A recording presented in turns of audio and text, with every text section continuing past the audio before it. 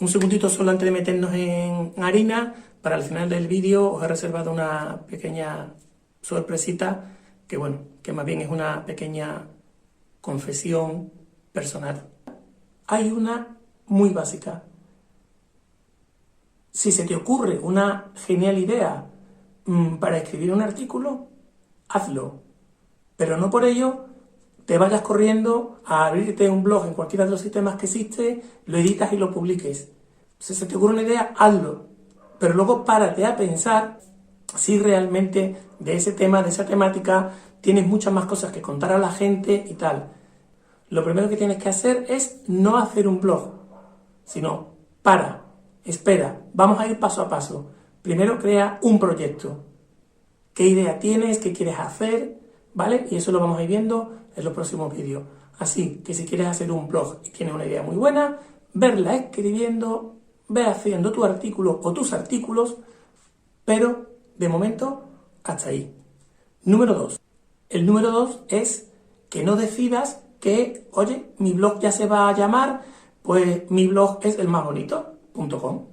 Y ya contratas el dominio, ya te tiras y ya empiezas a construir. Hay una fase previa, porque es muy importante aquí tener en cuenta que creas que puedes aportar contenido de valor, o sea, algo diferente a lo que el resto de la gente hace, o algo que sea al menos un poco diferente, o de una forma un poco diferente. Entonces, en el punto número 2 es analizar sobre la temática que te interesa hablar, sobre la temática que te interesa escribir, pues sobre esa temática mira en internet, en YouTube, ve qué es lo que hay, qué hace la gente, de qué habla, qué echas de menos, y a partir de ahí puedes ir cogiendo un montón de ideas, toma muchas notas, apúntalas, para tener claro qué puedes aportar, qué puedes añadir a ese contenido.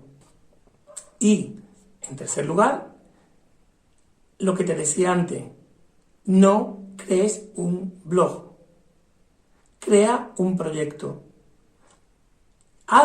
Hazte a ti mismo la siguiente pregunta: ¿por qué voy a iniciar un blog? ¿Por qué quiero escribir un blog? ¿A quién me dirijo? ¿Qué persona creo que le puede interesar lo que yo quiero decir?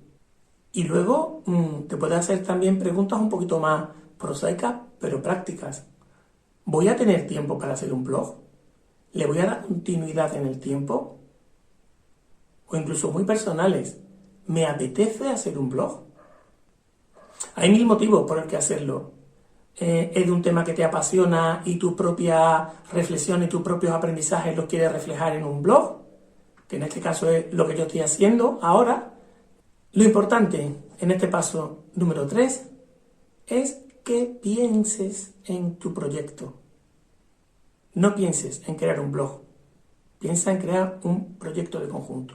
Así que te resumo solamente 3 ideas, pero antes me gustaría que te suscribieras al canal si has llegado hasta aquí, porque al menos entiendo que te interesa un poco estos temas, y me gustaría que me acompañaras y comentaras y hicieras sugerencias sobre cómo poner en marcha todo este proyecto que vamos a hacer juntos. Entonces, además de suscribirte, quería simplemente comentarte que las 3 cosas que de verdad no las hagas son: 1.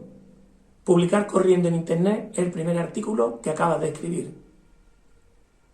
2. Analiza primero sobre lo que tú quieres escribir, la temática que quieres escribir, mira en internet qué hay y plantéate la pregunta: ¿qué puedes tú aportar de valor? Y a partir de ahí te planteas tus objetivos para el blog. Y 3, una vez que tienes clarísimo los 2 puntos anteriores, es que empieces con tu proyecto. Y como te decía, primero con las preguntas clave. Bueno, pues como decía, la confesión personal.